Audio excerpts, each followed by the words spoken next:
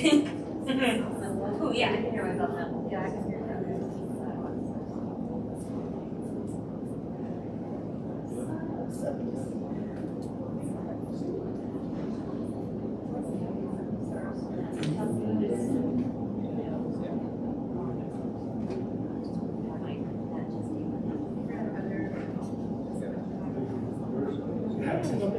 Sure.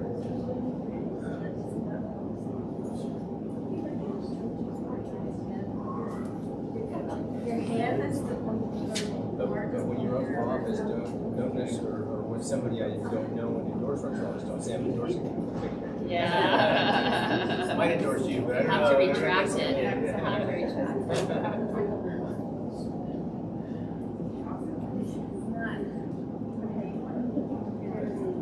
I've seen a lot. There was on Red Circle years ago, one of those officers was smoking their ID and dates, was like the money or skills, so they totally stole it.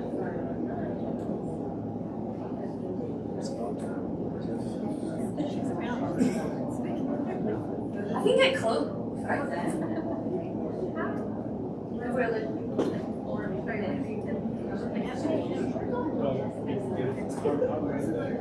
may see how things go.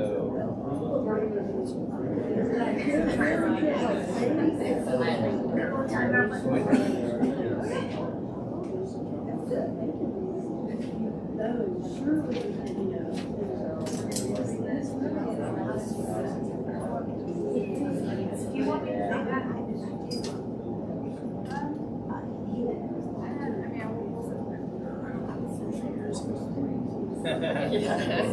I'm right there. I'll show you right after I talk.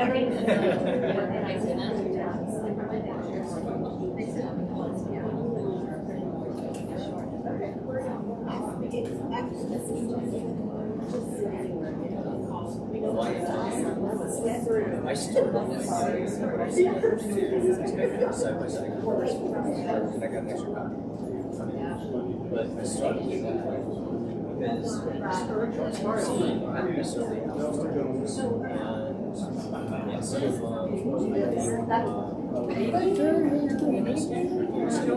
Oh my goodness. Hey, I'm an eavesdropper here. You're speaking, George. You know you're speaking. we can't argue. We just came to sit down to see what the city of Madison was doing. Well, at the last meeting, Like, I can't take which I know the same thing. That's like that. I learned this in the cool part. I learned to sit on this side. I started off with this one. I got So, yeah. I'm on the Sunday, You're on Facebook group. Or online, certainly will. I got my 15 get more coming. Like that too.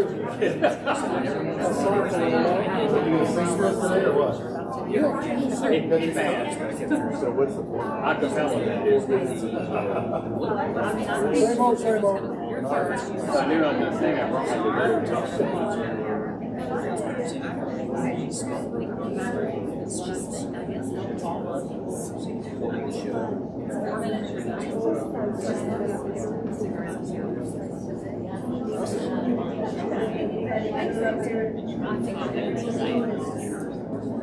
This would be like church, everybody leaves out. Exactly. We're out of here.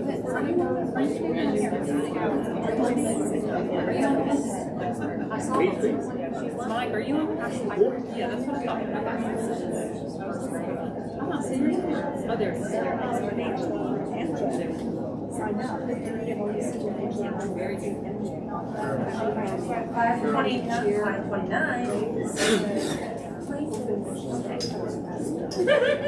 So Jalen texted me that he forgot something.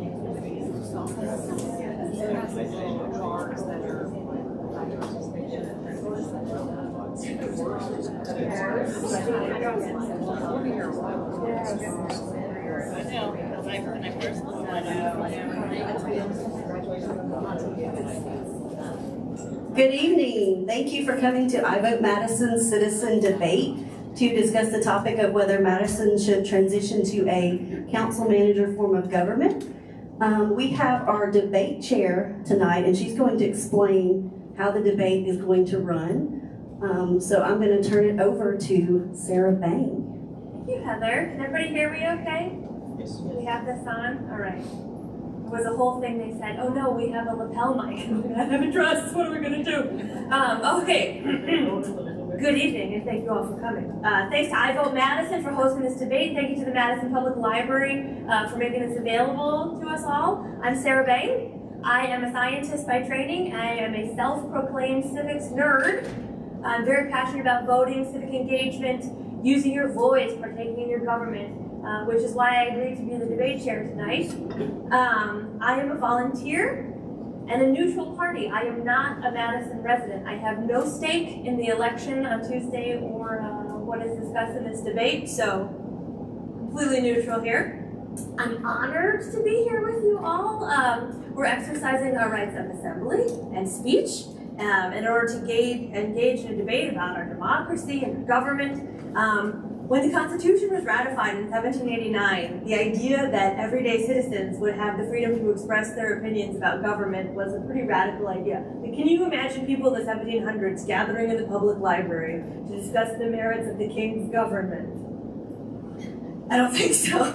So what we're doing tonight is incredibly special, but I also think it's therefore incredibly American, right? Tonight's debate, am I off? I'm back on? I am? Either that or you have a very prominent. No, it's not on. In the meantime, I'll project. Okay. All right, thank you. All right, tonight's debate is going to be a little different from other styles of debate you may be familiar with, like a presidential debate or a high school or college debate club. This is a Braver Angels debate. It's not competitive. Braver Angels, by the way, is a national organization. It's composed of Republicans, Democrats, and Independents. Their goal is to work together to improve communication for people of different views. So tonight we're not going to announce a winner. The point of the debate is not to wear down the other side with the force of your argument. We're here tonight to hear from both sides of the resolution and gather information. Important decision regarding Madison's form of government is being put to the voters next Tuesday.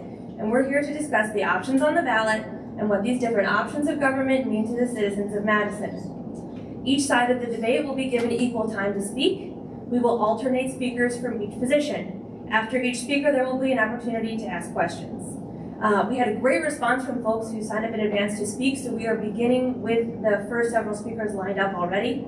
After the lined up speakers, within the constraints of time, if you wish to speak, please find Heather, and she will see if we can fit in a slot for you to have a time to speak. To best ensure that everyone's voice is heard and that this debate carries on smoothly and with respect, there are a few more rules and guidelines that we're going to follow tonight. The first and most important thing that I ask is that you say what you actually believe.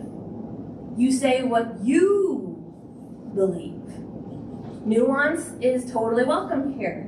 Each of you has your own story. You have your own reason for speaking tonight. The purpose of tonight's debate is to gather information, not to win an argument. The next rule is that speakers and question askers address their questions to the chair. My name for the rest of the evening is Madam Chair. Let me hear it. Thank you very much. When you ask a question, instead of asking the speaker directly and saying you, you're going to refer to the speaker in the third person. This is a Braver Angels rule. You can face the audience so that we can, everyone can see your face. But instead of saying, are you saying Dr. Pepper is the most delicious soda? You're going to say, Madam Chair, will the previous speaker please clarify what she meant when she said Dr. Pepper is the most delicious soda?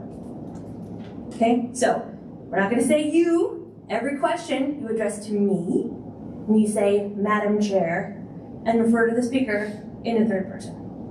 I know that's a bit awkward. We're all going to have to get used to it a little bit.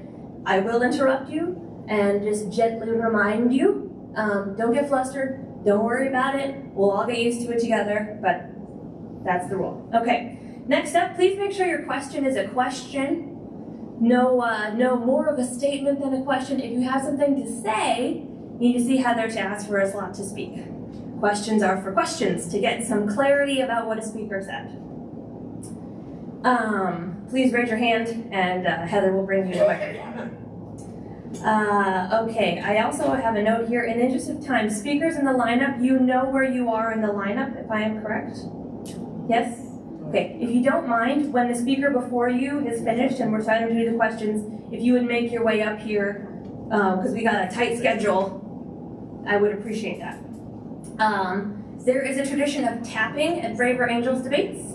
If someone makes a point that resonates with you and you want to show that you agree or that you like what they said, make a little tap. It could be on your arm, it could be on your knee, it could be on your shoulder. Can we all practice right now? Okay, this is less of an interruption than clapping or shouting. The speaker can still, hear that they have your support, but it's not going to break their stride, right?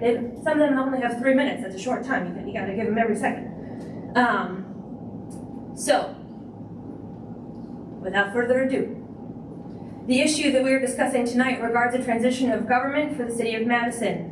The ballot language asks voters to decide to vote in the affirmative, yes, transition to a council manager form of government, or in the negative, no, do not transition and remain with the current mayor-council form of government.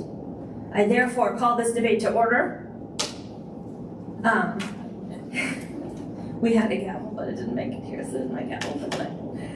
In debate format, the affirmative goes first.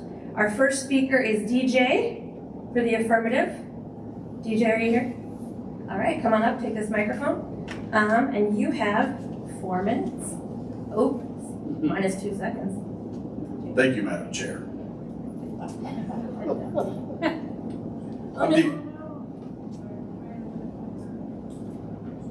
Just hover over the window. Here it is, right here. There you go. Okay. My name is DJ Klein. I served on City Council from 2012 to 2016. This is the first time I've spoken in public since then. I was the youngest person ever elected to City Council, which I'm not sure is a good thing, but the other option was somebody who also graduated the same year as high school as I did at the time. I'll just tell you my story. I think I learned a lot from City Council. I was really grateful for that opportunity to be there. I mean, to sit on Finance Committee in a $40 million budget organization. Those experiences to deal with people like Mike and other City Council members and people in this city government was such a great opportunity for me to learn and grow. I hope I get back as much as I got. Probably not, but I like to think that. Really, my frustration, I think, with what we really started talking about, at least when I started learning about the council manager, city government, was our frustration that there was this position called the mayor's aide. So back then, the mayor had this mayor's aide, and so he would hire somebody, and it was his hire, it was a political hire, and they would help him with really whatever he wanted to do. So we've had good ones. Probably the best one I've heard was Taylor Edge. Everybody that's in government, all the department heads love Taylor Edge. He did a great job with the department heads. That was Paul Finley's first term, and he came back for his second term. The mayor didn't hire one. He fired the previous one and didn't hire a new one. So we would try to get things done when your constituents would call us and we're saying, okay, we're trying to fill calls about potholes and drainage situations and all those kinds of things that we get inundated with. Nobody would really help us field those calls. So we tried to figure out a position for this mayor's aide. So we replaced it and then ended up calling it, I think, an administrator. So I think that's what you have now. So this kind of transition between this position of a mayor, of a council city manager, really is kind of a change in, it's different, but it's still the operation of running the city. We haven't had that continuity in the past. I mean, the current mayor, which I really like, Paul Finley, I think he's done a great job. He's been the best mayor that I think we've ever had since I've been involved. Has gone through three Taylor Edge, Mark Jacobson, and now Steve Smith, who I all respect and I all think they did a good job, but that's 3. I mean, I think what we really need is some consistency, somebody who's running a now $80 million organization to be the CEO and help the city take us to the next professional level. I think it's important that we have somebody that's credentialed. You know, a lot of times we don't get a lot of choices to vote. You might have 2 or 3 different choices for a mayor. They might, and I'm not saying that we get rid of that political side. It's important, and nothing's broken. We will, if the city decides to vote no, it's fine. We're not going down. This is not a detriment to, we're not going to implode here. When I look back on the city school system, we broke away from the Madison County. That was decided by a handful of votes. A handful. Who today would think that that was the wrong decision to make? I don't know anyone who would think that. So, thank you very much for your time. Thanks for being here. And that's what happened. Madam Chair, thank you. If you'll hang on just a minute, Yeah. we're gonna take 2 questions, and then if you want to reply, you'll have 1 minute to reply. So does anyone have a question for DJ?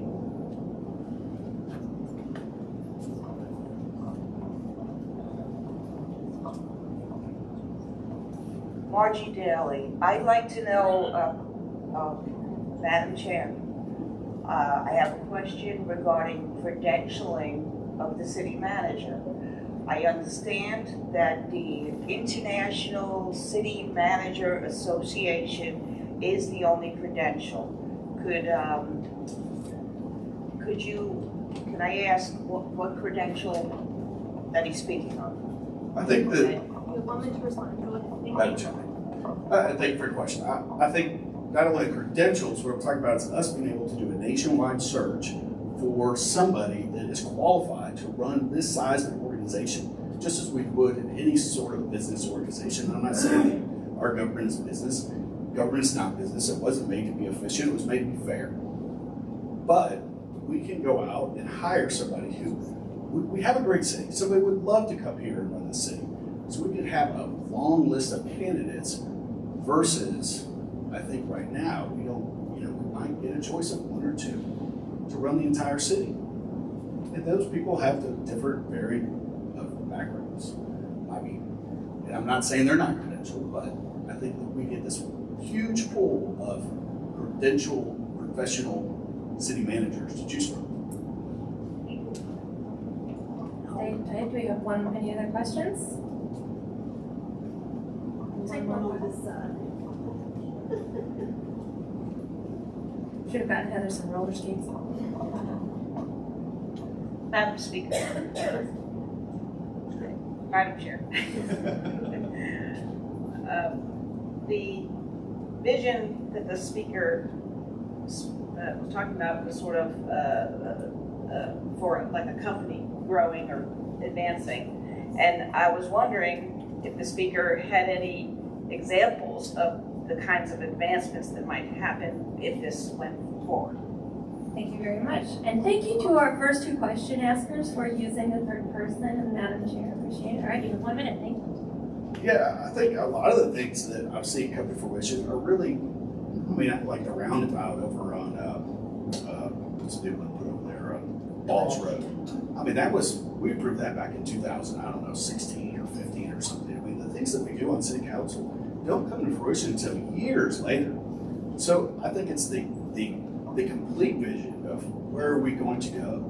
And I think the vision really needs to come from, it's not the city manager's job. The vision needs to come from city council and the mayor. The city manager needs to implement that vision, just as the business organization, the board would put together the vision and the CEO would go out and then implement that vision. So I think it is the vision of you guys. It's you guys who are telling your city council members and your mayors, your elected officials, what is the vision that we want for our city? That's the vision I'm talking about. Thank you. Thank you very much. Let's thank our speaker. Next up for the negative, we have George. George, are you here? Yes.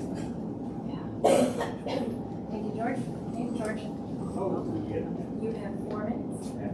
I've got a question though. You said usually when we have debates among cities, we have a town square and we have a soapbox to step on, but a lot of our founding fathers, they also debated in a tavern. Are you a bartender? Thanks everyone for coming out. The city of Madison is a wonderful place to live. I've lived here over 43 years and enjoyed this city. It's been one of the greatest experiences I've had raising 3 children here.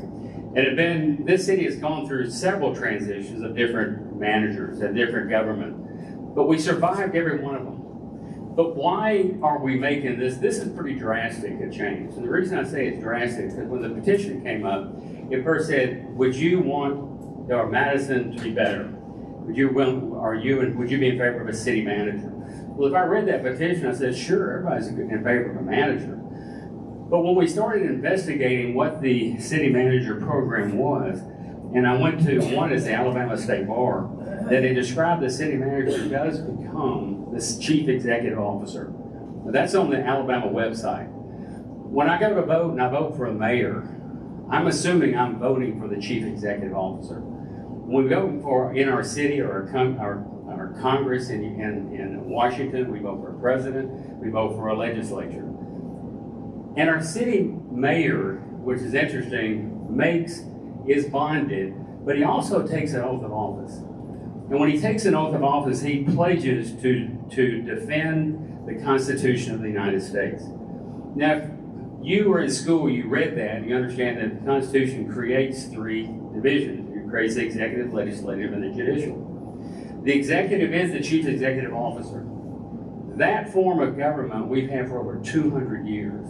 And the question is, why do we want to change? And it has worked well. Is Huntsville changing? Is Birmingham changing? Is Mobile changing?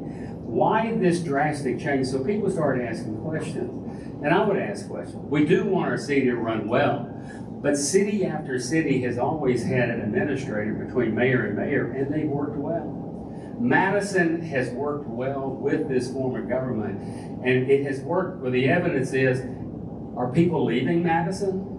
No, people are moving into our city. It is a great city, just like it is, and I don't think we need this great change.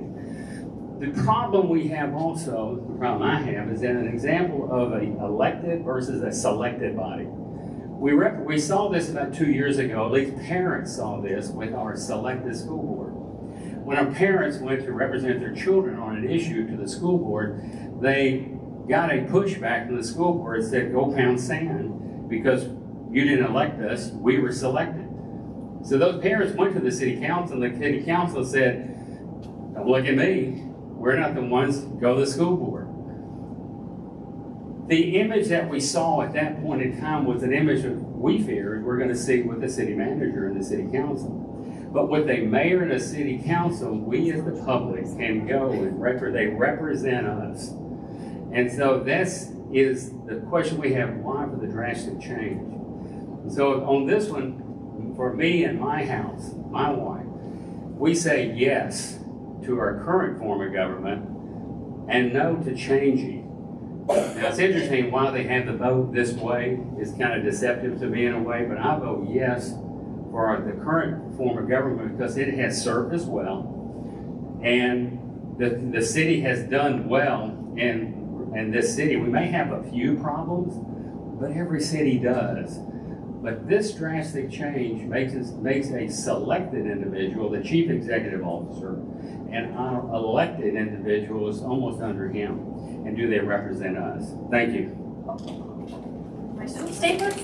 Ooh, you gotta stay for questions. George, you gotta stay up here with me. I'm not going. Oh, okay. I was like, don't run away. I'll give you right. Oh, yes, thank you. Appreciate it. Madam Chair, Thank you. I have a question for the previous speaker. So when he said I'm voting yes for the current form of government, what's exactly on the ballot? So if I'm voting no. I'm one for okay. Yeah. Okay, you have 1 full minute to respond if you wish to take it on. Yeah. Well, I say yes because the way the vote is, it makes my vote a negative, and I'm offended by that because I want what we actually already have, and I'm suspicious even by the way the vote was brought up. And there's a lot of suspicion and a lot of the things that have what brought this position forward. In the history, one of our past mayors voted this down. Actually, I lived here in 1981 and 82. We had a city manager, and we had a petition because the city manager we had and the mayor we had gave us a problem in 1981 and 82. When the petition went around to recall that city manager and recall that mayor, the public, we did a petition. My name's on that petition. That was the last time any person was recalled in the state of Alabama. So we saw a problem then, and I don't want to go back to that problem. So I'm for the current. You can finish your sentence. Okay. Do we have a second question?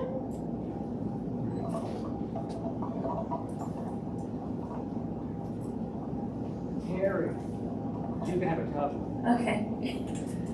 Madam Speaker, Madam Chair. The speaker mentioned being offended by the ballot language, and I wondered if the speaker is aware of what the required ballot language is according to the Council Manager Act of 1982. I am, but I ask you this, does the average citizen understand that? When an average citizen, the way it was written also, when the average citizen read that, in their mind, they're assuming that they're... Yeah, cut him off.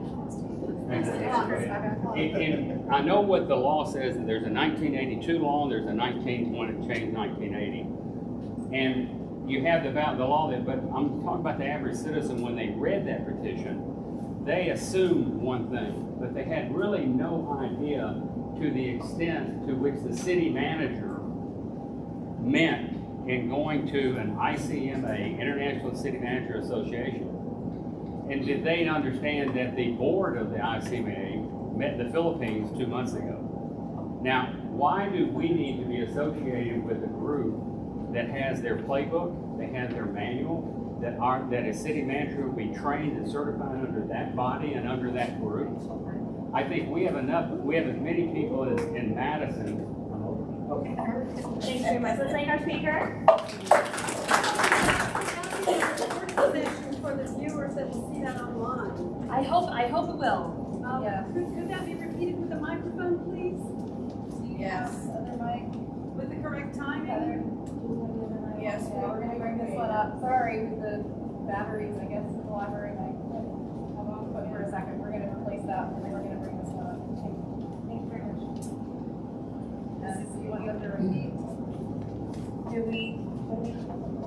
Me? We have a request for the last speaker to come up and repeat what they just said, so that they can hear. I'm going to say what you Second. just George, said. do you think you could come up and give a very abridged version of what you just said for the record? Thank you. Go ahead. For the line. The question was regarding the ballot language. Yeah, the ballot language. So don't quote the Declaration of Independence. Okay. I understand what you're saying, that by law what it says, but as we read that petition, and I saw the petition, I read it because I had a question. Knowing the history of what we had dealt with the city manager program, and how in the past that we had a problem with it, I did not sign that petition. But people that I talked to that did sign that, after the fact, they said that's not what they understood what they signed. Because they really didn't understand what the program really entailed. And they had no idea of the ICMA. And when you get into the ICMA, the International City Managers Association, and as people started trying to do their own investigation, they said, that's not what I thought I signed. Thank you very much. Next up, we have Greg in the affirmative. You have 4 minutes as well. Greg Curtis, City Council, 1992 to 2000. There's a saying that the best day of owning your boat is the day you get rid of your boat. And the best day of being in politics is the day you get out of it.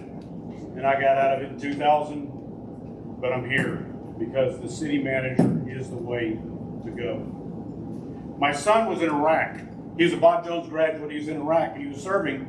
And all of a sudden he was told by his commander that he had to do the logistics and the operations and the intel, and all of a sudden all 3 of them went just totally over his head because they went from 100 troops to 2,000 troops. And he went into his commander and said, Commander, you've given me jobs that conflict with each other. And the commander looked at it and said, you know, you're right. So my son says, Dad, that's kind of what's going on here in the city of Madison. The need for our city to be properly managed goes back a long way. It was not an uncommon conversation in 92, 93, 94, 95, when many of you weren't even born. As a small town then, we were able to operate day to day with basically about a part-time mayor.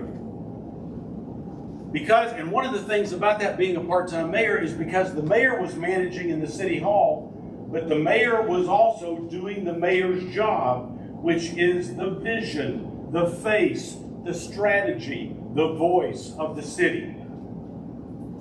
2 to 3 nights a week, your mayor now isn't home.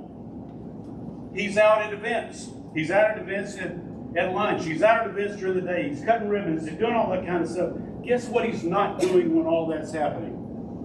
He's not managing the city. The mayor has a full-time calendar of events without being the manager of the day-to-day operations, the digging, the police, the movement of road work, the recreation, the dealing of the parks, those kind of things. The mayor runs for election by saying, I want this city to do X. Do a school system. Square off County Line Road. Build Dublin Park. And yes, that goes back a long way. That's what a mayor runs for. He runs on strategy. The mayor doesn't run and say, I ran a company in Decatur, Alabama. But that's kind of what we're looking for, is we're looking to say, mayor, council, hire somebody that has done that. Down the street, there's this thing called Research Park. And in Research Park, there are companies that, you know, a long time ago when we were doing this halftime mayor, we were dealing with 50 employees at City Hall, and we were dealing with a budget, I pulled it out today, of $6.3 million. We're dealing now with 400 employees, plus or minus a nickel, and we're dealing with an $80 million budget. Go downtown into Research Park and find that 400 employee company and say, excuse me, president of the company, have you ever run 50 people, 100 people, 200 people? And now you're wanting to hire a mayor and you're going to say, dear Mr. Mayor, have you ever run a city of 50 people, 100 people, 200 people? And the answer is no, but I've got a really nice campaign going on because this is what we're going to do. That's the difference between a city manager and a mayor. The city manager you hire because of their qualifications to manage day-to-day operations, not because of their strategy. Okay. Thank you very much. Thank you. Stay here for questions. Thank you very much. Let's also thank our speaker. We have fresh batteries in this mic, so I can hand this one to you now when it's ready. Okay. Heather, you ready? Madam Chair, I'd like to, if the speaker could explain the difference, help me understand. Currently we have an administrator position, how that, understand that as a political appointee, as I mentioned earlier, but how would the manager differ from that administrator position, other than the certification that's been mentioned? Thank you. You have 1 minute to respond. Okay. Yes, sir. Basically, the city administrator is there working. Remember something right now, the mayor doesn't have a vote. The mayor has an override, but the mayor didn't have a vote. The council has a vote. So the mayor is the operational head of the city, and the mayor can have an administrator to help. And that's what the mayor right now is helping. The mayor hires them, the mayor helps them. The mayor fire, whatever. The city manager would go manage that coordination on a day-to-day operation, with the mayor being a vote over here and also saying, you work for me. It creates an environment where if I take an EA or a city administrator and say, go down there and get the rec department and get the roads department and get the planning department and get them all to sit down together and coordinate with them and make all that management work together. That's not something that the city administrator is qualified to do, nor has the authority to do. Okay, stay put. One more question. Okay, here, black and white.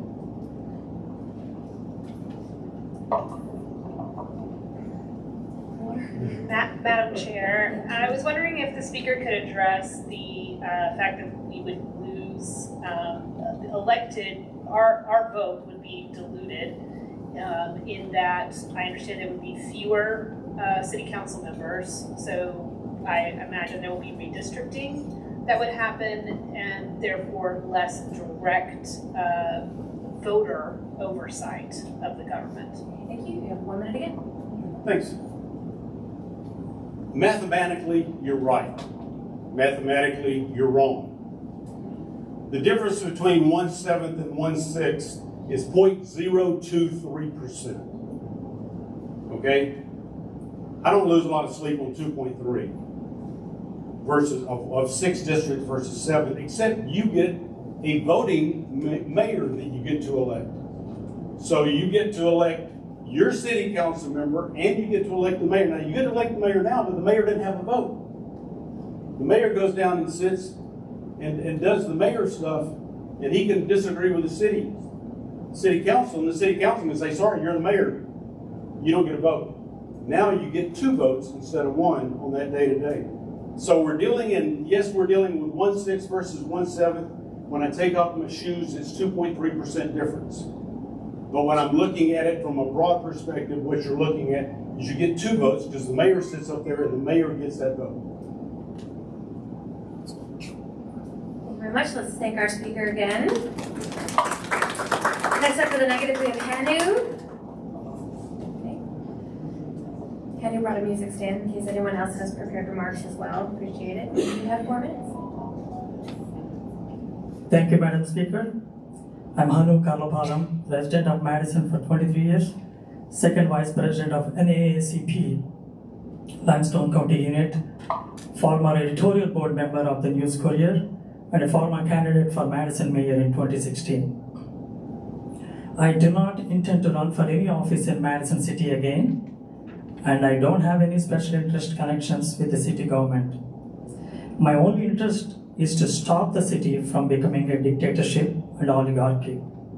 This is going to affect current and future generations too. I am voting no. Low-income areas and minorities are going to be impacted most adversely by eliminating a council district. They want us to believe 6 is greater than 7. 6 is not greater than 7. 6 is a lower number. And they want us to believe 8 to 7. 8 minus 7 is 1. 7 minus 6 is 1. So let's not talk about math here. Adversely by eliminating a council district, by installing a zero accountability council city manager government, and by giving unchecked power to an unelected invisible city manager. It will be followed by redistricting, which is another serious problem in the making. City elected officials have no good history when it comes to the concerns of minorities. We don't even have a minority representation on the council. It will get worse with the hatched plan to take away our voice and suppress our opinions. I'm voting no on Tuesday. The residents in the Limestone County part of Madison are treated as second-class citizens by the city, and Limestone County officials treat the county's Madison portion as a neglected child. We must end this discrimination. City elected officials and special interest groups are counting on low turnout on Tuesday. I can't even find a sample ballot available to voters. I'm requesting the city election official, the city clerk, to make the sample ballot available to voters everywhere, including online, and to the media immediately.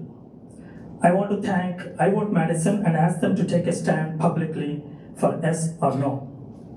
I'm requesting the city attorney to immediately release to the public and the media all the election-related communications, including an email that was sent out advising all the city employees, officials, board members, and planning commission members regarding conflicts of interest. Any member of the city council, boards, planning commission, and even the mayor who promote yes or no should be held accountable, and they should be told to resign immediately. We should protect our democracy, not promote our autocracy. I'm asking all Madison citizens to come out and vote no on Tuesday. Please vote no. Thank you. Thank our speaker. Okay. We have a question. I think I see first. Yeah, Madam Chair, can the speaker, Can't hear it. I'm done then. There you go. Okay, there we go. Madam Chair. Can the speaker point out a minority area in Madison that is majority minority? And can the speaker name the longest serving council member on the Madison City Council in history? Want to respond? Yeah, Madam Chair, I'm only here for 23 years, I can't go back to the 50, 60, 100 years, the city was formed in 1869, from 1869 to 1988, there was a commission, and then 1888, we are the current form of government. I'm not a history student, but I appreciate the question from the gentleman. With regard to, what was the other one? The first one, minority, yes, it is possible. So there are experts who can actually look into this, because there is a 22% or 21 population. In fact, we just stopped in 2021 in Limestone County, a gerrymandered district that threw out 50% of the minority population. I lost by only 1,800 votes in that district. So they thought I was coming close. So they said, okay, let's move all the 50% of minority to District 4. And we stopped it. NAACP called for a news conference. I flagged the red flag, and we stopped it. And even in Madison, I think it is possible we can do that. Thank you. I think there's one more question, I believe. Or did we already? Yes. I think in the red here.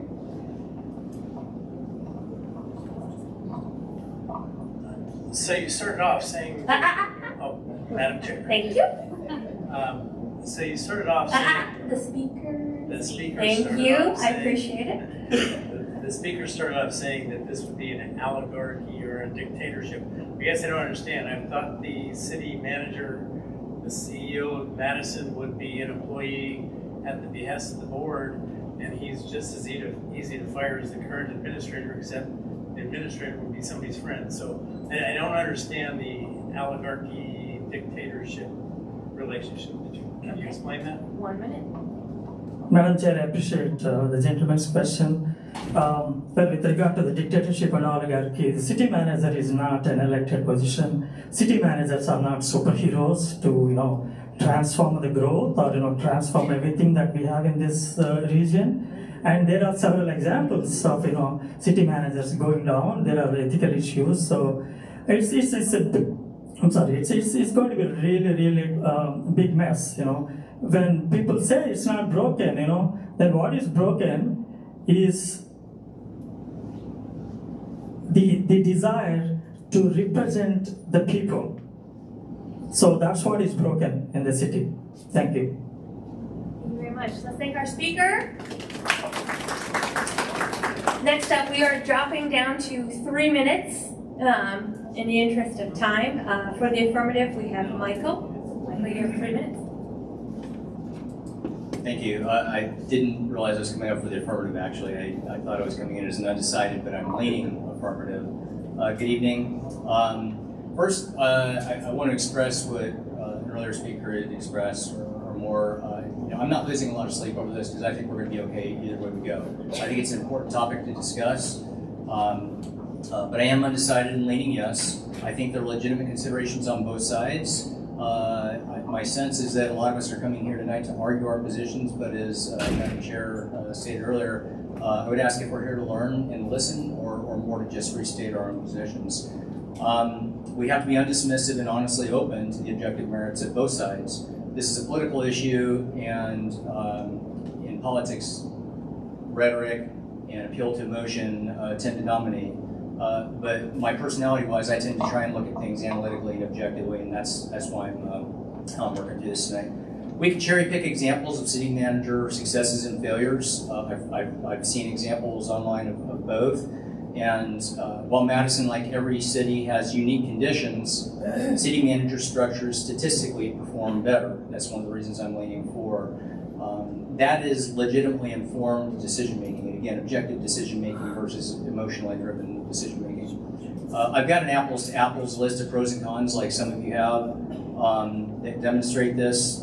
But perhaps the most compelling factors and evaluation criteria for me are in the examples of the city manager, city administrator appointments. In our last election cycle, we voted out an individual as an elected official, and we're talking, one of the big arguments is about accountability. And we voted out an official out of public office, and the mayor turned around and appointed that individual right back in as our city administrator. And so when we're looking at accountability, how much accountability is that? You know, a political appointee, political cronyism. So that one just really stuck with me. And I'm not making any argument based on the merits of the individual. I'm just saying if we, you know, the argument for, well, we want to elect the person that's going to be running our city, well, we just elected who we wanted, and the mayor turned around and decided he wanted somebody else helping lead the city in that equivalent position as a city manager. Also, the ability to remove a person if they're not performing well. Our elected officials, our mayor, and his political appointee, we can't get rid of unless they commit a crime. They're convicted of a crime. We can't get rid of them if they're incompetent, if we don't like, they're not following their campaign promises. I'll touch on that in a moment. We can't get rid of them for a 4, and in this case, a 5-year election cycle. We're stuck with them. The city manager, we can get rid of immediately with the vote of council through our elected officials, our elected representatives. And one thing I've observed in a lot of council, also the staff get up, and when the staff get up and present issues to the council, who has the vote, the mayor doesn't have the vote, the staff is really advocating on behalf of the mayor's position as the CEO of the city. Am I already out of time? I'm sorry. Okay. Closing sentence. I'll just go ahead and lean to questions. Thank you very much. Let's thank our speaker.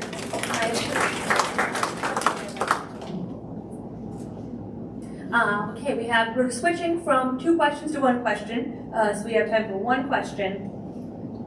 Okay, in the front here in the blouse.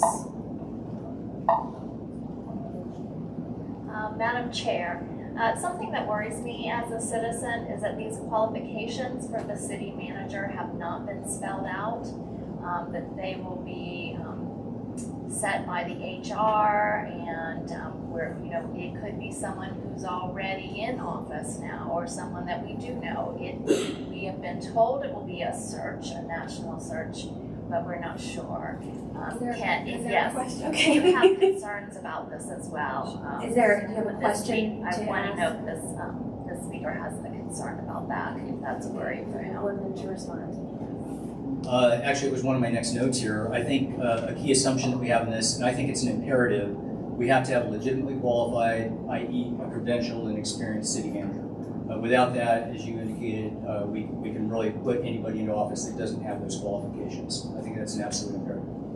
How's that for a quick answer? Thank you very much. Okay, so that was our 1 question. Let's thank our speaker. Thank you very much. Next up, in the negative, we have Jocelyn. And you have 3 minutes. Take it away. You go fast. Jocelyn Brower. I'm just a Madison City citizen and taxpayer. I'm here today because I believe in one person, one vote, and it relates to this one issue. This is not political. This is not red, blue, or purple, or whatever color you identify yourself with. I've spoken with numerous former leaders and people familiar with the history of Madison City, and they've all said be leery of where this push to change our local government came from, and be aware of our city's past. This action of pushing for the creation of a city manager is but one event in a chain of events that has been developing for decades. It is the interest of Huntsville to control Madison, to strip us of our autonomy. The city manager position is just Huntsville's most recent attempt at furthering this goal. Did you know that in 1986, Huntsville tried to annex Madison? The vote tally was a resounding no from Madison citizens. And now today in 2023, Madison Forward, the group pushing for the creation of the city manager, asked this question in a barrage of expensive mailers. Do you want to move Madison forward or stay stuck in the 1980s? And our answer should be that if being stuck in the 80s means the people of Madison have control of Madison, then consider us stuck. We vote every 4 years to make changes, not to keep those in power indefinitely. We do not need to add another level of bureaucracy that lessens the people's voices and makes leaders less accountable. We recently had a school board member selected without any public discussion from any of the council members. We had no idea what they were looking for and why. It was secretive and under the radar of citizens. That is what will happen with the city manager. Our police and fire chiefs are selected by our council, and then with the city manager, she could turn around and fire them. Madison Forward PAC previously pushed a tax increase for our Madison City schools. I was in favor. However, right after the tax increase, Madison City began annexing and rezoning more land to residential, creating a need for even more schools, more roads, more police, and more fire safety infrastructure. This residential interest can be shown by two funders of Madison Forward, Murphy Homes and Wright Homes, donations by political consulting firms and Huntsville businesses. However, it is our best interest to limit this residential development and keep the retail, commercial, and industrial zoning income. That is the best deal for Madison City taxpayers. We are limited in the land we have left here in our city. HAR, Huntsville Area Association of Realtors PAC, recently sent out mass text to citizens pushing this petition for a special election. HAR and Huntsville Committee of 100 make endorsements and donate to Madison City local government candidates in our city elections. This gives these PACs a much preferred route of influencing the direction of Madison. When they control the manager selected by their backed council members, they control the city. I have heard you don't win in a local election without these types of endorsements. Vote no. Vote for Madison residents to decide how they want to live in their city with their tax dollars. Let's take our speaker. Oop, you gotta stay up for a question. Thank you. We have one question from the audience. I think in the red tie. Madam Chair, is there any documentation or connection proof of Huntsville actually engaging with this for their benefit? Okay. You have 1 minute to respond. The evidence is what I have just told you. That's the research that I have done. Okay, that's it. Let's take our speaker. I know we have to go quick. It's one question per. No, thank you so much. Next up, we have Jim, which I have you here for the affirmative. Jim, are you here? Is it Jim Chamberlain? Yes. I don't have last names. I apologize. There's only one Jim, so if your name is Jim and you're a speaker, it's you. Thank you so much. I apologize. Okay, Jim, for the affirmative, you have 3 minutes. Take it away. All right, thank you. And I won't be as eloquent as many of the former speakers. I'm just going to read a statement here. But thank you, Madam Chair, and I vote Madison for hosting this evening. And we're seeing democracy in action with great enthusiasm for and against this proposal. And I also note that if yard signs could vote, then this proposal will fail. Yet it's important that we consider this proposal with cool heads and reason. It is important that we consider this proposal with love for our neighbors and city and with deep concern for our city's future. My wife and I have been residents of Madison for 37 years. We raised our children here. They both attended our local schools, got great educations. Kevin is now an engineer and Julie is a program manager for NASA. Facts matter. We're a town of professionals, engineers, educators, etc. Our opinions, if based on relevant facts, are better than our opinions based on irrelevant information and misinformation. And unfortunately, there's been a lot of irrelevant information and misinformation in this campaign. And I'd like to just point out a few of those things. Opponents claim that this council manager form of government is relatively rare. In their presentations, they say there are about 900 council manager cities. Now, you can look at studies. done in research journals, and the numbers are over 4,000. Now, they don't believe those, and they did their own count and came up with 900. Okay, so I looked at just 3 states, and these are numbers reported by the states. Texas, North Carolina, and Florida together have over 1,000 council manager cities. So it's not a rare form. That doesn't make it great, but there are over 4,000 of them, and there are more council manager cities than there are mayor council cities. There's been a big movement towards those in the Southeast, in particular in towns like ours that are booming. So it's popular. Again, that doesn't make it great, but everybody should be aware. It's a very common form of government. City corruption. Again, we have cherry picking, I think, of naming a few cities that have had problems with corruption that have city managers. But if you go to look at studies that study these thousands of cities over decades, the rate of corruption in city manager cities has been half of that in mayor council cities. So, in conclusion, this goes fast. I think this is a lot like our decision to form a city school system. You know, it's change, but the people leading this also were heavily involved in creating the city school system. There's some unknowns about it, but I think in the long term we'll see that this was a good change for Madison. Thank you. Jim, stay here. Let's thank our speaker. Okay, in the light blue shirt, saw your hand first. Thank you, Madam Chair.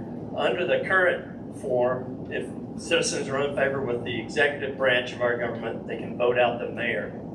Under this form, I would like for the speaker to tell us how many members of city council, if the city council insisted on sticking with the city manager, how many members of city council would have to be voted out to force that change? Thank you. Okay, thank you. 1 minute to respond.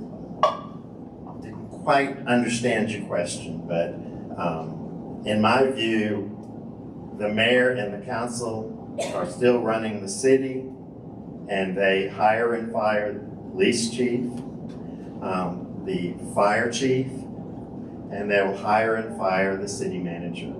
You're just adding another administrative person over the 15, 16 department heads we have, which is, and I see a lot of references from opponents to Huntsville. Huntsville actually has what we could call 2 city managers, okay?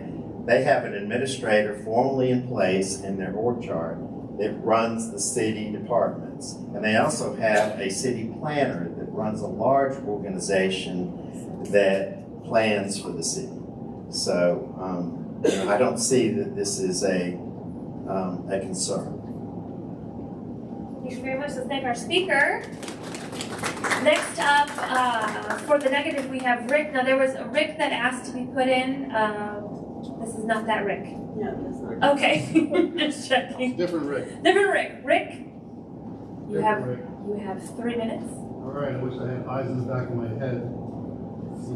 Sorry, if you just start to see this fuchsia vision approach you, then you know All it's right. not. All Okay, right. take it away. 3 minutes. All right, to keep it on track here.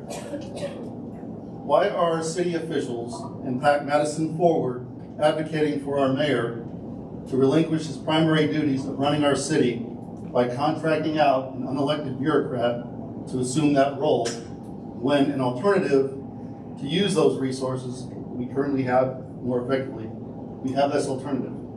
The mayor has a tough job and needs assistance in performing the demanding tasks of the executive position to run and represent our city. Both Huntsville and Madison cities employ a city administrator, but how they operate are vastly different.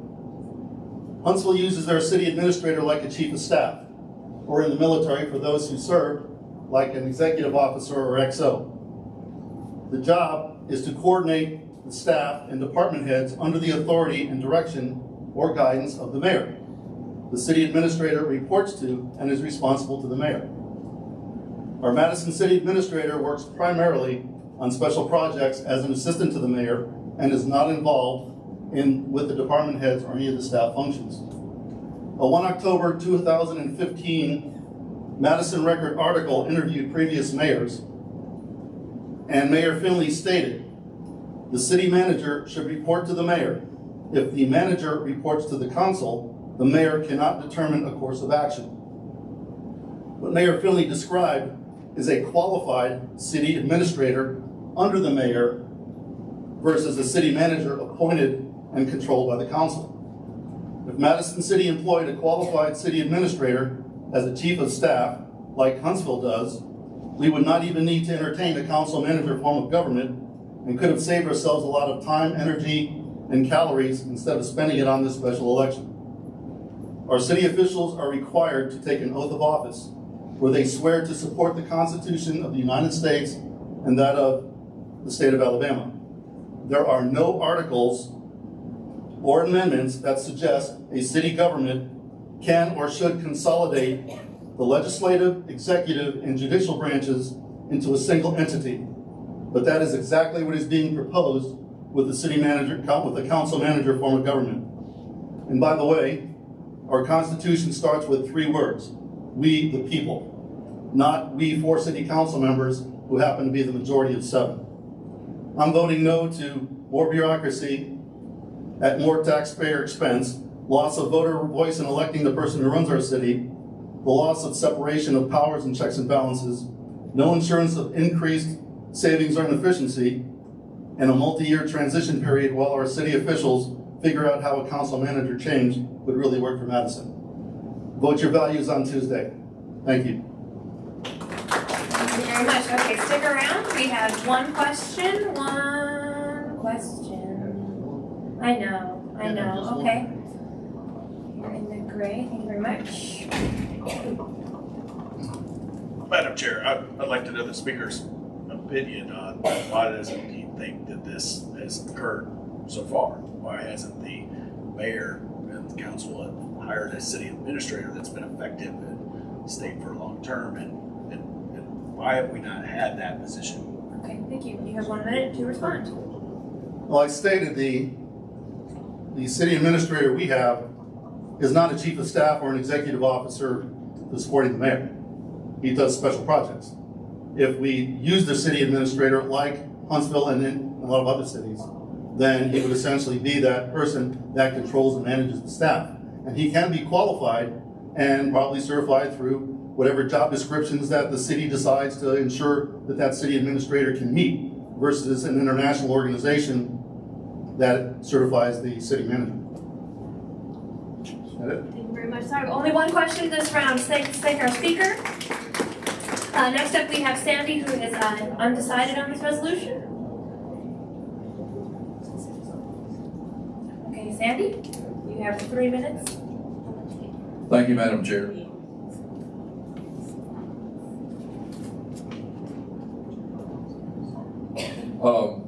I think either form of government will work. If you have good people, that's the whole issue.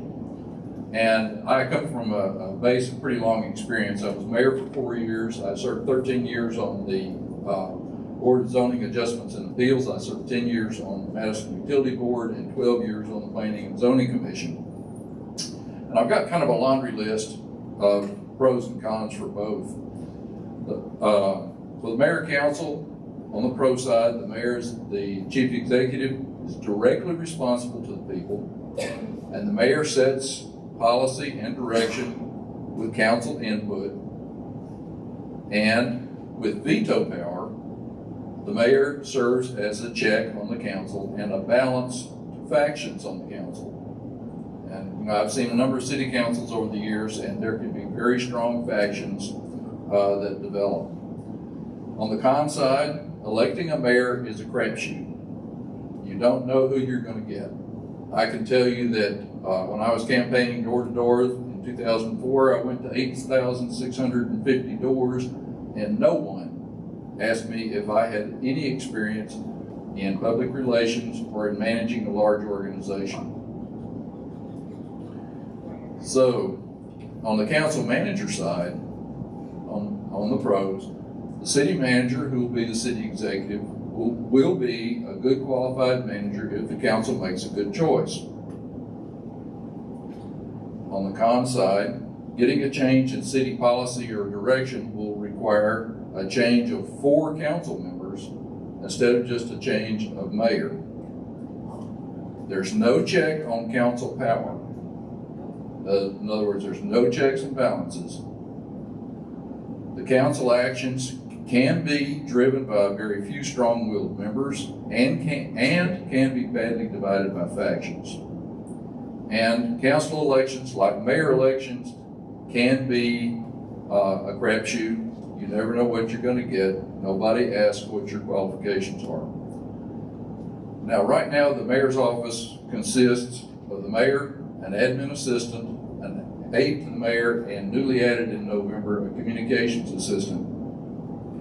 And this communications officer has taken over a number of the functions that used to be done by the aide to the mayor, with some modifications to the aide's job description, which already includes project management requirements. That position could be morphed into a true city administrator or chief executive or XO, as Rick was just talking about, and could then serve as the mayor's true chief of staff.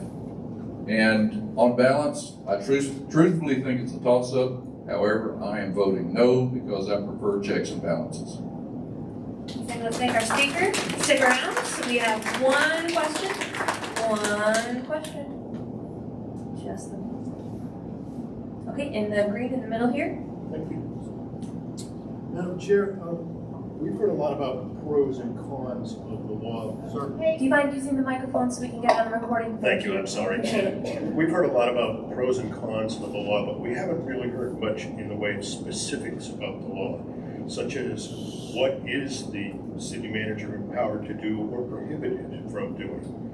Does he have the authority to enter us into long-term contracts by himself, for instance? It's very difficult as a citizen to know that, and I haven't really heard an answer to that question in any of the forums that I've attended. Thank you. So you're prepared to answer? You have 1 minute. Okay. For the nitty-gritty details, you need to check the Alabama Code of 1975, sections 1143A, subsections 1 through 52, I believe, are the correct subsections.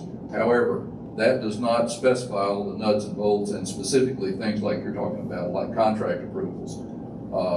I'm not an attorney. My guess is that city contracts will have to be approved by city council as they are now, but it would be administered by the city manager. In terms of qualifications, if you're going to require an MBA from someone to be city administrator or city manager, that would be something that the council would determine. That's not specified in state law. Thank you. Let's thank our speaker. Next up we have. Madam Chair, may I ask that? No, there's only no. One question per. One question per. This is citizens commenting while folks are speaking. It's distracting from hearing the speaker. Could we ask everyone to be quiet while the speaker is speaking? Okay, yes, let's all have some decorum here. Thank you very much. Okay, next up we have James, who is undecided on this resolution. James, you have 3 minutes. Take it away. Thank you, Madam Chair. I had hoped that this would be a forum where we could ask a panel of people for and against questions. So I'm going to have to do an audible here and change up, maybe make some remarks that lead to a question that perhaps someone can answer, maybe not. When the Republican women of Madison County recently hosted a debate on this topic, I asked a question about who is funding Madison Forward and Don't Mess with Madison. The reason I asked that, Madam Chair, is that when people try to convince me to support their position, I want to know how they might benefit. Will they benefit in ways that I won't? That would be important for me to know. One of the respondents listed some of their donors. The people who were opposed, they told me who some of their donors were. The people who were in favor of it said, go check the Secretary of State's website. So I did. And assuming my math is correct, and since we really won't find out who these people are, I found that through April 28th, Madison Forward received $1,000 this year from Julian Sullivan, $1,000 from Ray White, and $1,000 from David Raby. I don't know who those people are. But they got $500 from Chris Handback from Huntsville. Don't know why he's interested, except he's a real estate developer, I believe, according to a website I saw his name on. If you add in contributions from 2022, they received $3,800 from Julian Sullivan. Don't Mess with Madison received $1,900 from Dee Vocal, $1,248 from Catherine Patrick, $972 from Lisa Pate of Trustful. I don't know why someone from Trustful is interested in us. I guess it's, but so I Googled these people. If this were a federal election, the information would, their employer and their occupation would be listed also. Unfortunately, Alabama doesn't do that. So Madam Chair, I still want to know, Madam Alabama. So I still want to know what type of work each of these donors does. Is there someone who can tell us, are they teachers? Are they welders? Do they own their own business or work for others? Do they own car washes and storage units? I think we have enough of those. Are they real estate developers? How will they benefit in ways that I won't? And there's nothing wrong with being a real estate developer, but their interests are different than mine. My interest is being able to drive to dinner, drive to shop without having to sit in a bunch of traffic. My interest is my kids having being able to go to school that isn't overcrowded. My interests are different from theirs. Their interests are getting a bunch of things efficiently. We've heard that word about a city manager, efficiently approved so they can build more houses. So, Madam Chair, I hope that someone will explain who these people are, what their interests are. And I really want to know who will benefit from this, whether it fails or whether it succeeds. Thank you, Madam Chair. Let's thank our speakers. Stick around for questions. Okay, I saw your hand first here in the blue. Madam Chair, I'm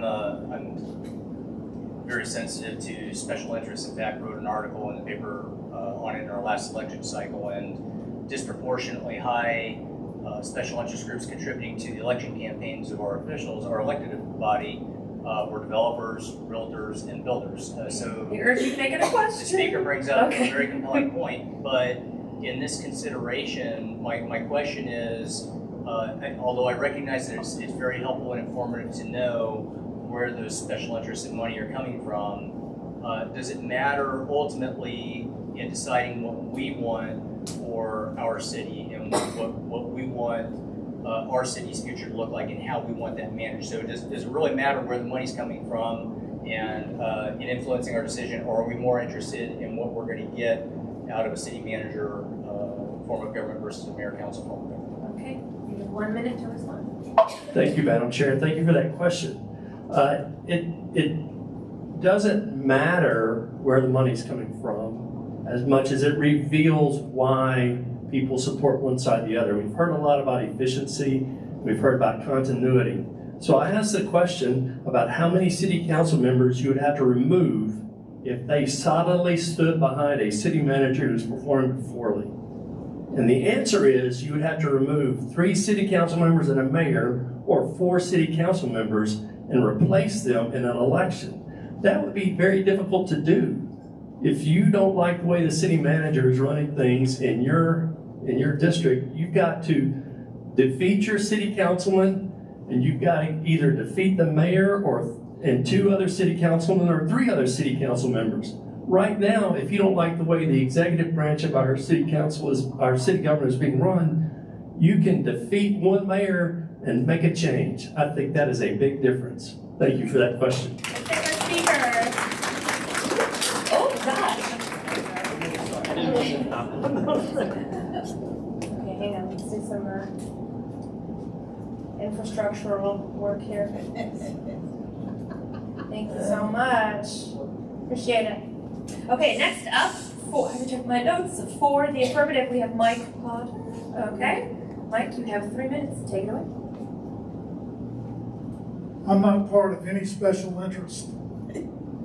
I was asked what my thoughts on this was, so I wrote an op-ed and it was in Madison Record, and I'll try to summarize it very, very quickly. Number one, as we know, the mayor has to juggle balls between running the city departments and he has to run the politics of the city. Both of those have grown in the last 10 years, where as a radar guy, they've gone up 3 dB. They have greatly increased the complexity of what's going on. When you look at across North Alabama with the growth here and what's going on and the complexity of what we're trying to do as a city as we grow, both the department's job and the mayor's political job have greatly compounded and grown in complexity. I think that a city manager helps relieve the mayor of juggling 16 plus departments and all of their budget battles and all their importance battles. You know, the mayor would not have to get involved in that. The mayor that we have in the future had better know how to play master level chess instead of checkers on the political game board. Okay? We are competing with folks across all of North Alabama, and that's a national competition as well as a state competition, as well as locally with our big gorilla we got that surrounds us called Huntsville. So our mayor has to play heads up ball. He can't just go to a dinner on the Arsenal and call that a day anymore. So that's one thing. The other thing that I saw when I served on council was the conflict with dialogue between the council members and the mayor. If the mayor is the voting part of council and he is working with council, there's going to be much more uniformity in what they're doing policy-wise and what their visions for the city are in the future, and they will work better together. So I like it for that reason. The other thing that I've seen when you look at our school system, which is top-notch in terms of public schools, not one of the board members on that school is elected. They're all appointed. Who does that? The council that we elect does that. So the hardest decisions I made in the 4 years I served on council was picking a school board person. Those folks have a superintendent. Who is that? City manager. That guy manages the department, and if he does a bad job, the board can fire him. So I think it makes sense if we trust them to choose our school board members. I trust them to pick a city manager that's qualified. So that's my reason. Thank our speaker. Thank you very much. All right, one question, just the one. Okay, I think in the gingham here. Really quizzing on my fabrics today. Madam Chair. Thank you. Just one second. The speaker referred to the 3 decibels of increase of basically all that's going on for the mayor that didn't exist in the past, that there's a lot more. And I was wondering, the city manager position versus the assistant to the mayor that currently exists, could the position of assistant to the mayor be made to cover more of that so that we don't need a city manager? Okay, thank you. You have 1 minute to respond. Certainly if 2 things happen. Number 1, he has to have the authority, and the managers in Huntsville have that authority. Our guy doesn't. So, and if you created that department, the council would have to give him the power, vote on it. So that has to happen. And guess what? You now have a city manager. Let's thank our speaker. Okay, next up for the negative, we have Sarah Ann. Yes, thank you very much. Okay. You have 3 minutes, take it away. I'm not a politician, so I need notes. Continuity is something that has been talked about over and over again. If policies are in place for long term, it doesn't matter who's necessarily running the city. From a manager standpoint, it's the policies that are in place. Long-term planning is still very possible without a city manager. Madison has managed to get where we are today without one. A contract, I think someone talked about this earlier. We have no way to view a contract right now. We have no no way to see one, to say we agree with it, we don't agree with it, what's in it, what is total compensation package for all involved, not just the city manager, but any assistants that he or she may or may not want to hire. How and when can a city manager be fired? It's not just the city council says you're fired. It's not that easy. So that's a big concern. Growth in Madison is also another huge concern. Madison on Track website has notes logged from several focus groups that they hosted in February of 2022. The notes include, and these are for the most part pretty regular people, I mean people that work within Madison and live.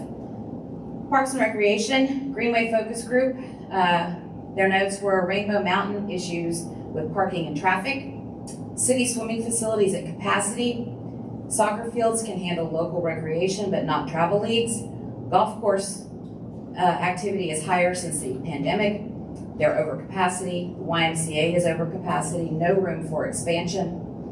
Another city council, a city council focus group, the pace of the growth is overwhelming in parts of the city. If growth is continued, Wall Triana will need to be on a wish list to be expanded by eminent domain. Services focus group, also on February 2nd. The most significant service delivery issues facing Madison, what are they? Fire and police were the top. The fire with 3 main areas of service that they do not currently meet response time of 4 minutes.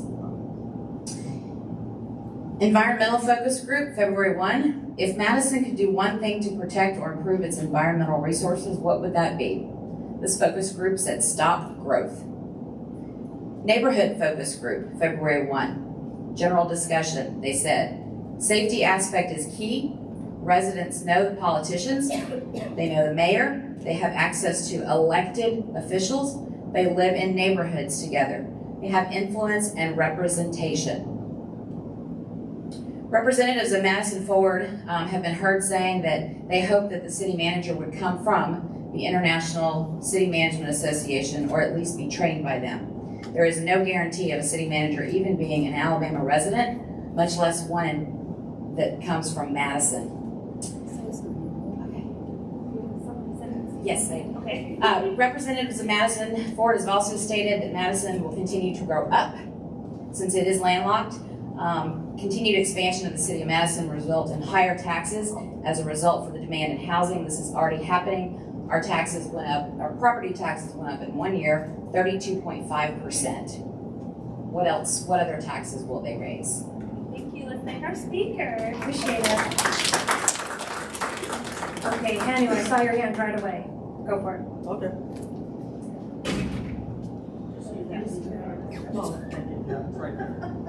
You have to give it back.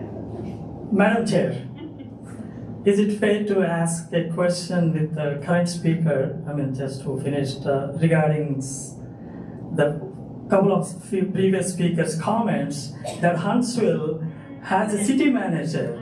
Why were they saying it has a city manager? Huntsville doesn't have a city manager. Do you have a question for her? Yeah, so if she can, chime into that, does Huntsville have a city manager or? So I don't know, maybe they have misspoken, or maybe they are trying to inject some misinformation. Okay, Huntsville has a city manager, let's have it here. Yeah, okay, you have 1 minute. Huntsville does not have a city manager. It is structured just the way it is in Madison. They do not have a city manager. You can call the people in the positions whatever you want, but it is not a city manager. So that's a fact. Okay, let's thank our speaker. I appreciate it. Thanks, Sarah. Next up, we have Mark for the affirmative. Yeah. Okay. All right. You want to set your own timer? All right, go for it. I'd like to address a lot of the claims tonight, and I've got answers to them. A lot of speculation, a lot of conspiracy theories are out there. I'm talking to the undecided if there are any here tonight, and I'll talk about perspective and trust. The data's out there. There's plenty of it, and I trust the smart people of Madison to do what they always do. Decide based on research and reason and not emotion. Many proponents of this change have been there and done that. Those include current and former city council members who have served 1, 2, 3, and even 4 and even 5 terms, and that's our longest serving an African American. We've worked with good mayors and bad, and as a long-serving council member noted, we're always just one vote away from chaos.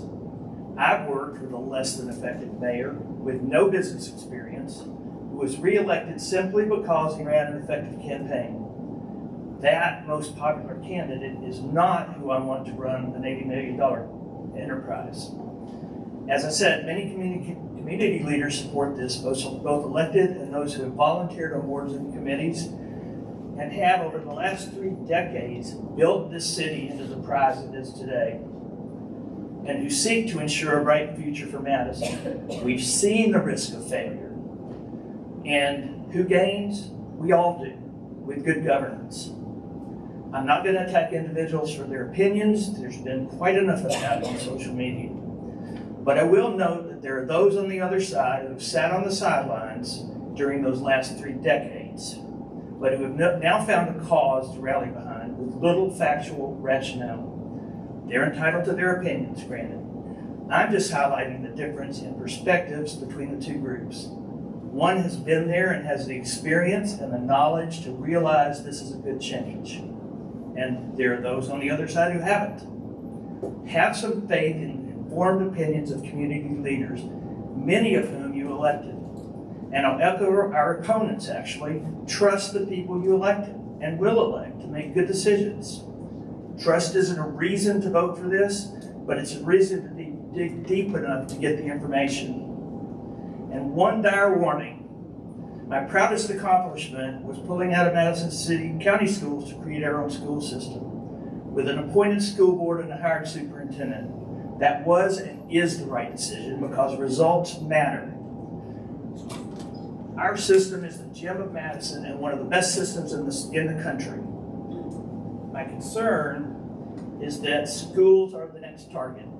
Given the new rallying cry of "Don't Mess with Madison" spokesman at Forum 2 weeks ago, and you heard a little bit of it tonight, we need to be very careful about this group's agenda.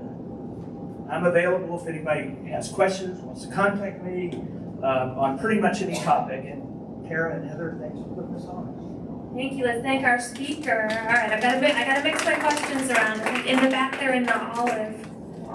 I don't have a question, I have a statement. It's gotta be a question. Can you make it a question? No. It has to be a question. It's gotta be a question. We can try and get you in as a speaker, but these are for clarity. These are for clarity. I know. I'm sorry. Could you explain what the Madam Chairman. Thank you. Could you explain what you meant by the background of what their intentions are for Don't Mess with Madison? Question is, would the speaker explain the motivations behind the backing? You have 1 minute to respond. I don't know the motivations, but it was stated that we need to go to an elected school board and an elected superintendent. We've got the best quality schools. This is the magnet. I mean, they are the gem of this city. Why would we change them? Just to make some people happy that they get a vote. That's it. Let's thank our speaker. Next up for the negative, we have Peter. Am I pronouncing your name correctly? My name is Peter Kruger. I'm here on a date night with my wife, so thank you for this opportunity. Well, then you have 3 minutes. Take it away. Thank you. It's something different. So, a wise person once said that indecision is the key to flexibility. The city government choice pushed before the voters will limit our community's ability to structure its governance in a way that is unique to its needs. Past examples have taught us that the unintended consequences of boiling down complicated issues to a simple yes or no question will outweigh any perceived benefit that can be gained by retaking control. Those in favor of the change cite that they have a desire to have city government be run more like a business. I'm not aware of any business that will dive into a decision like this without having a clear value proposition and a systematic review of the benefits and the costs associated with this kind of a move. Given that, how a change is implemented will affect more of the success of the change than the change itself, I find it hard to believe that if we don't do a good job acting like a business up front, that we will somehow do that after the change is implemented. I also believe that it is a fallacy to assume that being run like a business will solve all the ills of government. Having spent 20 years in corporate America, I have seen on many occasions where leaders put mandates in place without a thorough understanding of what the root cause of the issue is that they're attempting to fix. This inevitably leads to either an overcorrection or an undercorrection with substantial collateral damage along the way. I would like to say that I can be persuaded to vote yes. I think an important lesson can be learned from the Norway Sovereign Wealth Fund because they manage $1.4 trillion in assets, and that is not an easy task to reach. Mr. Martin Skank, the chief architect of the fund, credits its success not to the sexy art of choosing which investments, but to the boring stuff, audits and reporting and the structure of governance. If the voters were presented with a documented value proposition of why a city manager is needed at this time, in conjunction with thorough reporting and audit requirements prior to the hiring, then the interests of all residents can be better served for today's community, as well as the community that none of us can yet imagine. Thank you, Madam Chair. You want to thank our speaker? You want to stay for a question? You're good for a question, and yes, it has to be a question. I'm sorry, those are the rules. Any questions? No questions. Okay. We'll let you get back to your date. Thank you very much. Next up for the affirmative, we have Terry. Thank you, Terry. All right, you have 3 minutes. Take it away. Good evening. I'm Terry Johnson, and I have been studying the council manager form of government ever since I attended the City Council meeting in January 2022 and saw the presentation from the Governance Transition Committee report. And I want to talk tonight about the roles that the mayor and the city manager would hold if we pass this form of government. You know, mayors are elected based on their vision, their long-range goals for the city, their popularity, and their ability to identify solutions to citywide problems. Managers are appointed based on their degrees and their professional managerial experience. In a council manager form of government, the mayor's going to focus on leading the city, carrying out the vision that the voters elected him for or her, being the spokesperson for the city. The city manager is going to focus on the details of carrying out the vision of the mayor and council, as well as just attending to the needs of the residents themselves. Sam Gaston is the city manager in Vestavia, and I heard him speak one time, and he said, you know, 20 or so years ago, a book came out called Don't Sweat the Small Stuff. He said, that's what I do every day at work. I sweat the small stuff. I respond to residents' complaints, concerns, ideas every single day. That's my job. I carry out all the nitty-gritty details of running the city.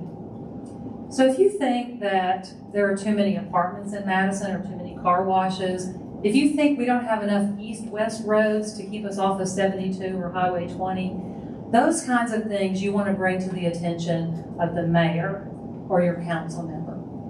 But if you have trouble getting a left turn out of your subdivision in the mornings, that's the kind of thing you want to bring to the city manager. If there's a vacant lot down the street and nobody cuts the grass, you want to bring those kinds of things to the city manager.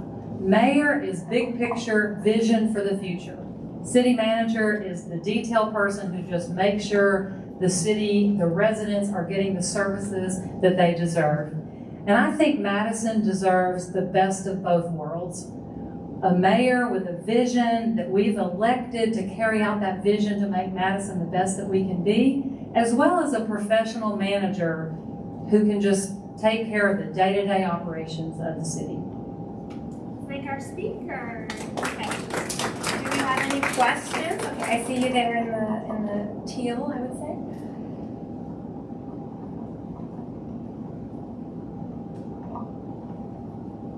So there has been concern from opponents that this is somewhat vague, some of the details of going to a city manager format. One of those is salary. Can we make Yes. question for So, Thank you. And it's been stated the salary would be $150,000 plus, but it seems there are other factors to consider in that salary, like not having a city administrator. Can you kind of give us an equation, rough equation of what the city manager net cost would be? Thank you. Okay, reminder to stay in the third person, folks. You have 1 minute. Thank you for the question. Of course, the final details will be set by the council and mayor, the newly elected in 2025. But typically a city manager will make $150,000 to $180,000 a year. Now currently, the mayor and his aide right now make about $190,000. So that's almost an even swap. But then you are going to have a mayor, and you're going to have to pay the mayor something. And a lot of that will depend on the duties that the council and mayor decide that the mayor will do. So it's really hard to say what that would be. The expectation, the mayor makes about $120,000 now. The expectation is that that salary would go down. The cities that have adopted the council manager form of government have reduced the salaries of their mayor. But as you probably know, because I know you're a research guy, IBM Global Business Studies shows that cities with city managers are about 10% more efficient than cities without. And even if you just look at our operating fund, the $60 million budget, 10% of that is $6 million in savings. Let's thank our speaker. Okay, next up in the negative we have Margie. Please join us up here. Okay, Margie, you have 3 minutes. Take it away.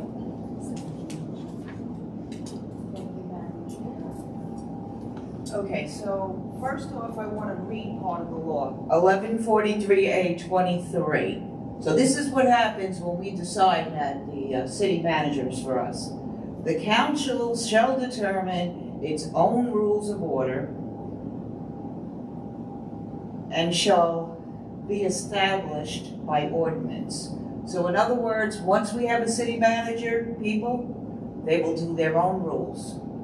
And that kind of bothers me because I'd like to know what the rules are now before we have to take a vote. So I first heard about this in January of 2022. Then did nothing until July 4th when the supposed public meetings were scheduled. A transition team of some Madison City residents and one person from Huntsville was handpicked by the mayor to study changing our government. Is it broken? I don't think so. Why should a person from Huntsville be on the transition team? What is our city transitioning to? Whomever wrote this report obviously did not read the law or was misinformed. This is posted on the city website along with some very interesting Madison on track for 2045, which they're very concerned about and seem to be planning for instead of fixing our infrastructure. On their report, it states the mayor and city manager would be like a CEO-COO analogy. Share administrative duties. They also mention trash mowing services. Actually, according to the City Manager Act 11-43A, which will be on our ballot on May 9th, it will totally change the government. The mayor has no administrative duties, absolutely none, no matter what anyone else says. That's the law, I've read it. I've gone to lawyers to understand it. I asked, why wasn't this transition team given the correct law? Because they were not giving the updated law. How can voters accept the transitions team report when it's full of untruths and misinformation?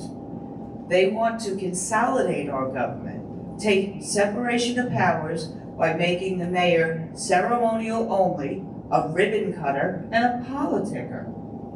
Let's vote no on May 9th. We would no longer have an executive branch of government in our city.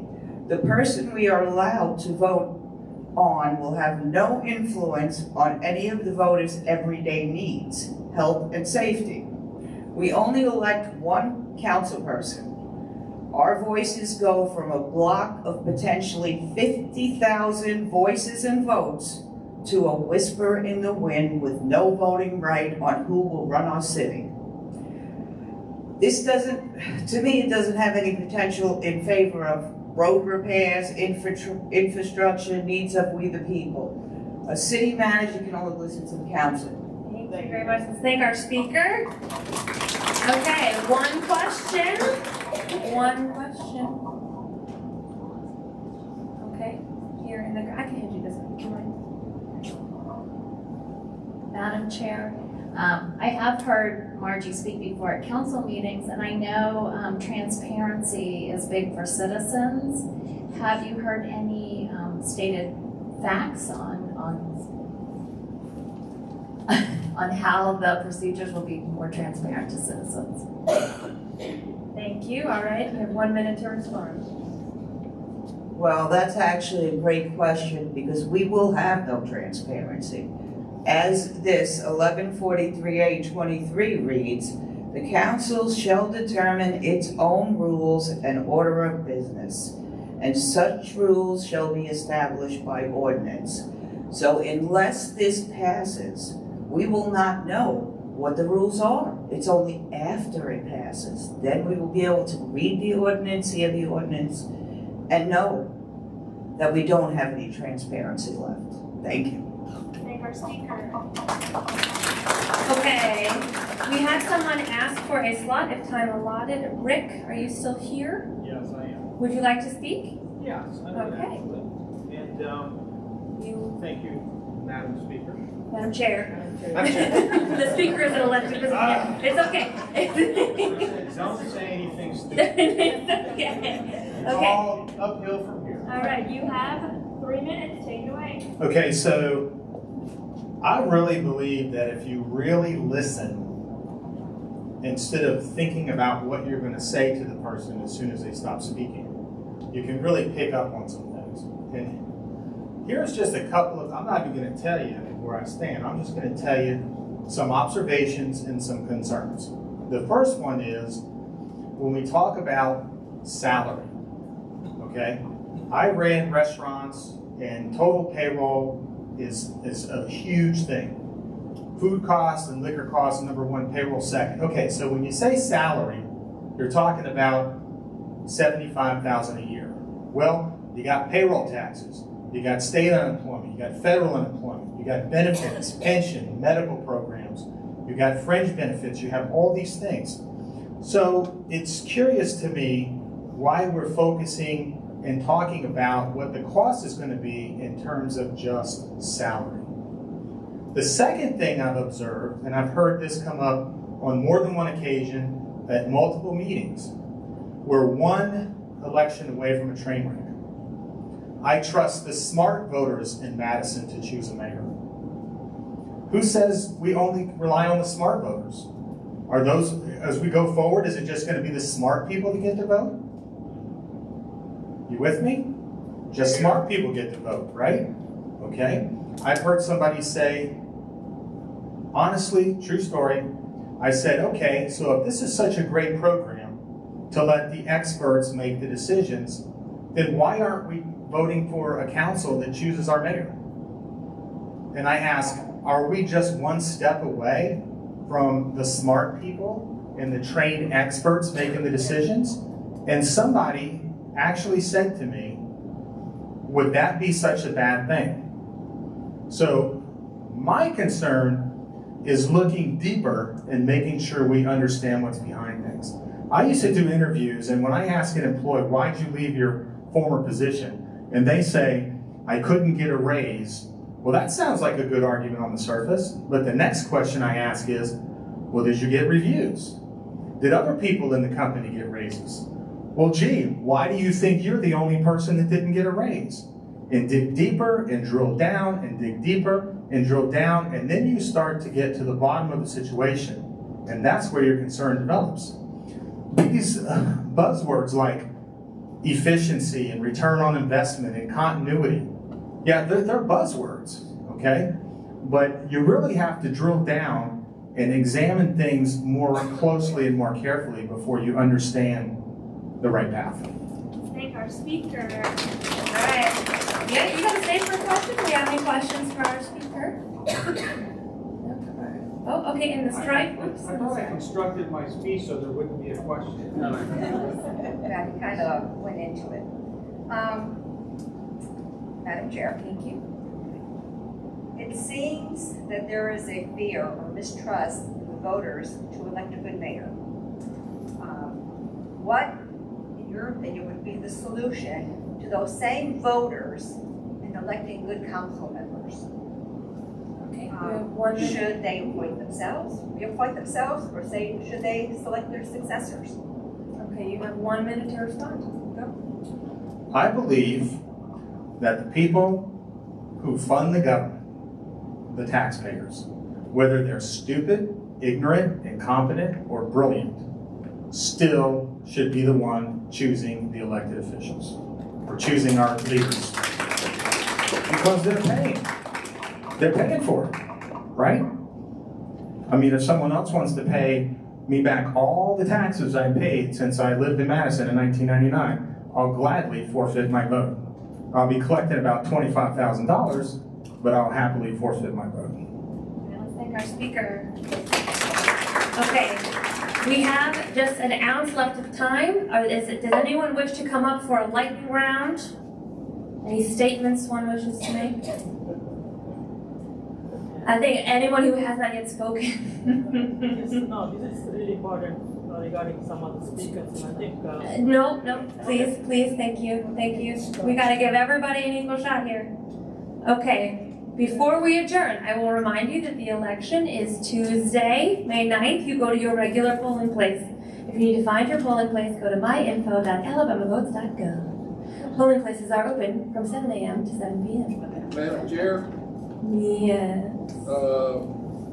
There's a note about regular polling places. For some people, your polling place is different for a city election than it is for a county. That is correct. You're going to go to your where you voted for the municipal election.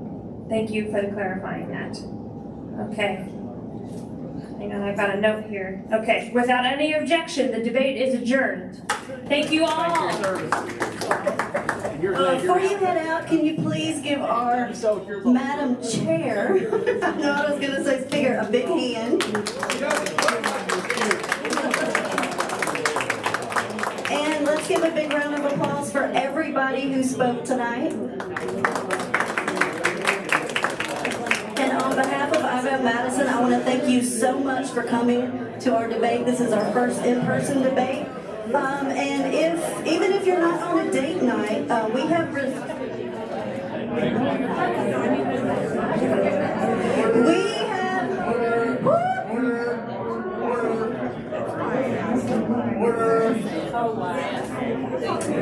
reserved the patio at Old Mexico Restaurant over there, and we're going to head over because there's a margarita with my name on it. So anybody is welcome to come join us on the patio if you would like. Thank you so much.